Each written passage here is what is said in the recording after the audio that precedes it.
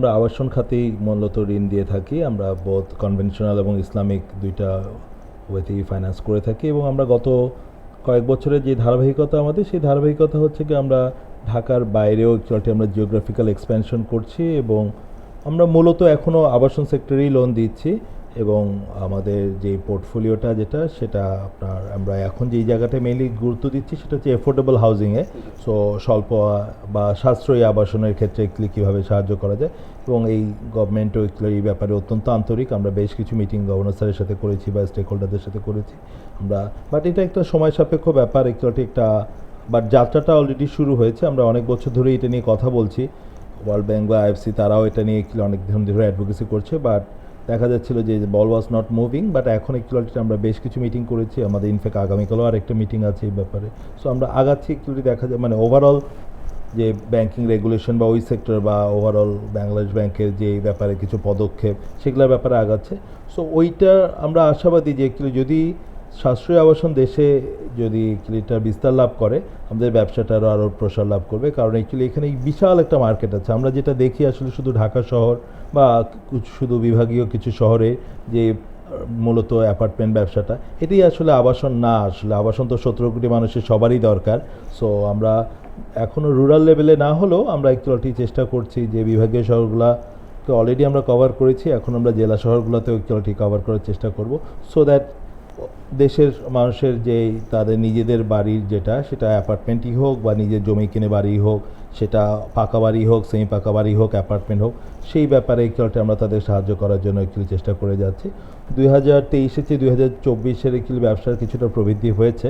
So in terms of loan disbursement বা আমরা যদি আমাদের পোর্টফোলিও বা গ্রোথের কথা বলে থাকি সেক্ষেত্রে কিছুটা, আমরা আশা করি যে ভবিষ্যতে যদি আমাদের সাশ্রয়ী আবাসনটা আরও বিস্তার লাভ করে সেক্ষেত্রে আমরা এখানে আরও ভূমিকা রাখতে পারবো।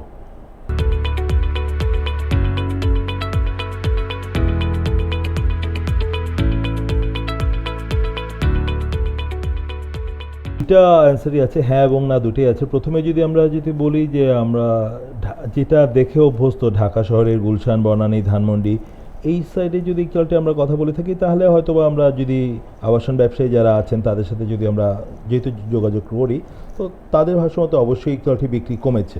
সো এটার পিছনে বেশ কিছু কারণ আছে। একটা হচ্ছে গিয়ে যখন টাকার অবমূল্যায়নের সাথে সাথে আসলে প্রোডাকশন কস্ট বেড়েছে, কারণ আমরা আবাসন খাতে যদিও দেশি সামগ্রী ইউজ করছি বাট মূলত র মেটেরিয়ালগুলো তো বাইরে থেকে আসছে। এটা আপনি রড সিমেন্ট থেকে শুরু করে আপনার কিছু আমাদের ক্ষেত্রে হয়তো টাইলস নিজেরা আমরা তৈরি করছি, বাট বেশিরভাগ ক্ষেত্রে র মেটেরিয়ালস বাইরে থেকে আসছে। সো সেটার ফলে দেখা যাচ্ছে যে আপনার প্রোডাকশন কস্ট বাড়ছে, দাম বাড়ছে। সো এবং এই দাম বাড়াটা একটু মানুষের আগালের যদি একটু নাগালে আছে কি না সেই জিনিসটা একটু একটা ব্যাপার, এবং সেটার জন্য আপনার দেখা যাচ্ছে বিক্রি কমেছে। এটা প্রথম কারণ। তার পরবর্তীতে একটু রাজনৈতিক প্রেক্ষাপট পরিবর্তনের ফলে এক শ্রেণীর কাস্টমার আছেন যারা আগে আপনার রিয়েল এস্টেটে ইনভেস্ট করতেন এবং রিয়েল এস্টেটে ইনভেস্ট করার কিছু সুযোগ সুবিধাও ছিল। সো কালো টাকা সাদা করার ব্যাপারেও কিছু সুযোগ সুবিধা ছিল। তো সেই শ্রেণীটা মূলত গত এক বছর ধরে খুব বেশি মার্কেটে অ্যাক্টিভ না সঙ্গত কারণেই। সো এই কারণে আপনার দেখা যাচ্ছে যে অ্যাপার্টমেন্ট বিক্রি এই জায়গাগুলো কমেছে।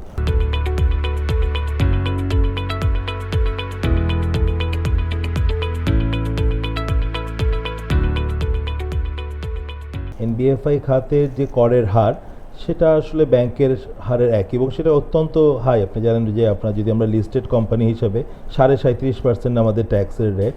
সো এইটা আমাদের যদিও আমরা দুজনই আর্থিক খাত, ব্যাংক এবং এনবিএফআই দুটোই আর্থিক খাত, কিন্তু আকারে এটার অনেক আপনার ডিফারেন্স আছে। সো এখানে দেখা যায় যে অনেকগুলো ব্যাংকই 1000 কোটি টাকা বা 500 কোটি টাকা লেভেলে প্রফিট করছে, বা তাদের যে স্কেল আছে বা তাদের যে ওভারঅল স্প্রেড যেটা তারা ডিপোজিট এবং লোনের যে স্প্রেডটা আছে, যেহেতু তাদের কারেন্ট অ্যাকাউন্ট এবং সেভিংস অ্যাকাউন্টে কিছু লো কস্ট ফান্ডিংয়ের স্কোপ আছে। সো এই কারণে ব্যাংক এবং আর্থিক প্রতিষ্ঠানের এটা আসলে সমান রাখাটা আসলে কতটুকু যুক্তিযুক্ত এই ব্যাপারটা আমরা প্রতি বছরই বলে আসছি আমাদের যারা আমাদের এনবিএফআই সেক্টরে আমরা যারা আছি আমাদের অ্যাসোসিয়েশন থেকে, বা আমরা পৃথকভাবে ওইটা বারবারই বলে আসছি। এবং আমরা যদি আমাদের পার্শ্ববর্তী দেশগুলোর দিকেও তাকাই সেখানেও আমরা দেখতে পারবো যে সেখানে প্রায় 10%-এর উপরে গ্যাপ আছে ট্যাক্স রেটে। তো সেই ক্ষেত্রে আমাদের এখানেও আমাদের প্রথম প্রত্যাশা হবে সেটাই, যে আমাদের ইকুয়ালিটির ক্ষেত্রে একটা যৌক্তিক কর হার ইকুয়ালিটি, আমাদের যে কর্পোরেট কর হার যেটা আছে এনবিএফআই এর ক্ষেত্রে সেটা প্রযোজ্য করা।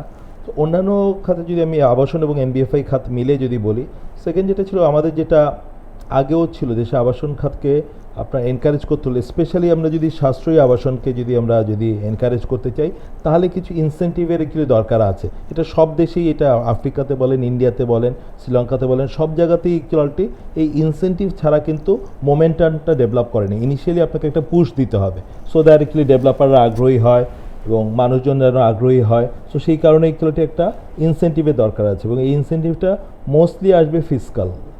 সো সেখানে ইকুয়ালিটি আপনার করের এখানে ইকুয়ালিটি একটা বেশ বড় ভূমিকা আছে। আপনার আবাসন যেই ঋণ আছে, সেই ঋণের উপর আপনি যে ইন্টারেস্টটা দিচ্ছেন, বা আপনি যদি ইকুয়ালিটি ইসলামিক ইয়েতে যে আপনি যে রেন্ট যেটা দিচ্ছেন, তো সেটার ক্ষেত্রে একটি ছাড় আমাদের দেশেও ছিল। আমাদের দেশে যেটা ছিল যে 20 লাখ টাকা পর্যন্ত আপনি যেটা হাউজিং লোন থাকে, সেটার উপর আপনি বছরে যেটা ইন্টারেস্ট দিয়েছেন, সেটা আপনি আপনার ট্যাক্সেবল ইনকাম থেকে ডিডাক্ট করে বাকিটুকুর উপর আপনাকে কর দিতে হতো। এই জিনিসটা পৃথিবীর অন্যান্য দেশের মতো আমাদের দেশেও ছিল, বাট আমাদের দেশে এটা ডিসকন্টিনিউ হয়েছে। আর আমার মনে হয় যে এটি ক্লারিটি, এবং এখন সময়ের পরিপ্রেক্ষিতে এটা অ্যাটলিস্ট 25 থেকে 30 লাখ টাকা পর্যন্ত যে আপনি যেই লোনগুলা, সেই লোনগুলোর জন্য যে আপনি যদি এটা এই যেই সুযোগটা ছিল, সেই সুযোগটা যদি আবার ফিরিয়ে আনা যায়, তাহলে অ্যাকচুয়ালি আপনার মধ্যবিত্ত বা অ্যাকচুয়ালি যারা অ্যাকচুয়ালি একটু সাশ্রয়ী আবাসনের অ্যাকচুয়ালি মূল কাস্টমার, তো তাদের জন্য এটা অ্যাকচুয়ালি বিশাল অ্যাকচুয়ালি উপকার হবে, এবং আবাসন খাতটা অনেক অ্যাকচুয়ালি আপনার এক্ষেত্রে ডেভেলপ করবে।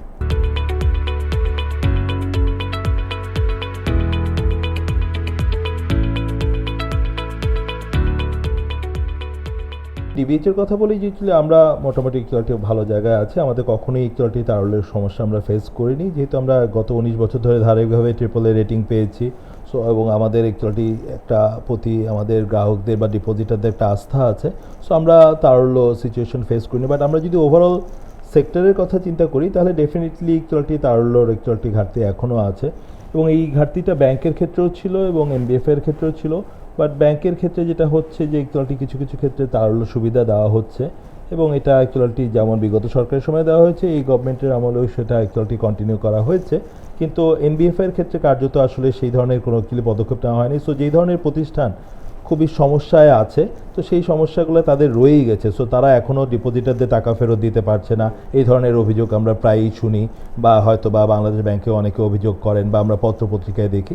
ওই ক্ষেত্রে আমরা দৃশ্যত কোনো উন্নতি চোখে পড়েনি, বিকজ এই ক্ষেত্রে নিয়ে এনবিএফআই সেক্টরের এই পরিস্থিতি নিয়ে এখনও একটু তেমন কোনো কাজ হয়নি রিসেন্টলি।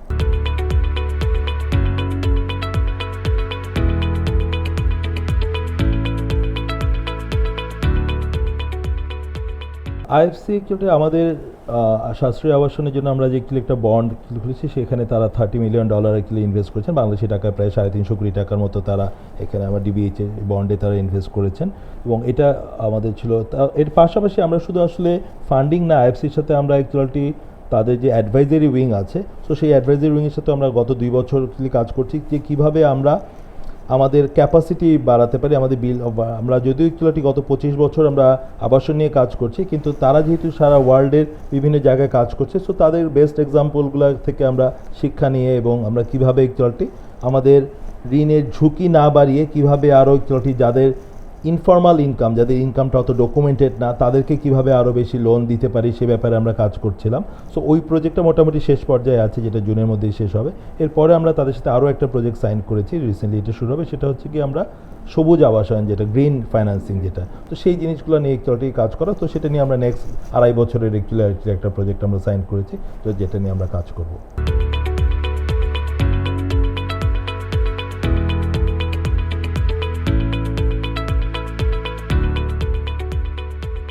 ফাইন্যান্সিয়াল সেক্টরের জন্য এই বছরটা একটু আপনার কঠিন যাবে, কারণ আসলে যেহেতু আমাদের যেটা হয়েছে অন্যান্য বছরের আগের বছরগুলোর তুলনায়, আপনি জানেন যে ঋণের সুদের হার বেড়েছে। আমরা সুদের হার বাড়িয়েও এখনও ইনফ্লেশনটাকে একটু ওভার অত কন্ট্রোল করতে পারিনি, যদিও একটু সাময়িকভাবে একটু মানুষজন কিছুটা স্বস্তি পেয়েছে। বাট সেটা মূলত একটু আপনার গভর্নমেন্টের এক্সাইজ ডিউটি কমিয়ে বা ট্যারিফ কমিয়ে, অথবা বাজার সরবরাহ বৃদ্ধি করে। বাট ঋণের হার বৃদ্ধি করে যে একটু আপনার সুদের হার বৃদ্ধি করে যে আপনার ইনফ্লেশন কন্ট্রোলটা, সেটা এখনও আমাদের ওভাবে একটু কাজ করছে না। তো সেই কারণে আমরা মনে করছি যে খুব তাড়াতাড়ি যে সুদের হার কমে আসবে সেটা না। এখন আপনার সুদের হার বেড়ে গেলে কি সমস্যা যেটা হচ্ছে কি আমাদের ক্লায়েন্টদের একচুয়ালি আপনার তাদের ঋণের কিস্তির পরিমাণ বেড়ে যাচ্ছে। সো এই সুদের হার যদি থাকে তাহলে প্রাইভেট সেক্টরে আমাদেরকেও একচুয়ালি আপনার উচ্চ সুদে একচুয়ালি আমাদেরকে আমানত কালেক্ট করতে হয় 11.5-12% আমাদেরকে একটু আমানত নিতে হয়। এটা আমাদের জন্য একচুয়ালি সমস্যা, এবং এই সমস্যাটা যে খুব তাড়াতাড়ি যে একচুয়ালি আপনার যে এখান থেকে চেঞ্জ হবে আমরা মনে করছি না, কারণ একচুয়ালি আপনার যেহেতু এখনও ইনফ্লেশনের হার বেশি। সো আমার মনে হয় যে 2025টাও একচুয়ালি বিভিন্ন আমাদের জন্য চ্যালেঞ্জিং যাবে, বোথ স্প্রেডের কারণে, এবং আরেকটা ব্যাপার আছে আমি একটু আগে যেটা বললাম যে একচুয়ালি আপনার ঋণের প্রবাহ, যেটা ব্যাংক এবং আর্থিক প্রতিষ্ঠান সবার জন্য একচুয়ালি পরিস্থিতিটা কিছুটা একচুয়ালি কঠিনই যাবে বলে আমার মনে হয়।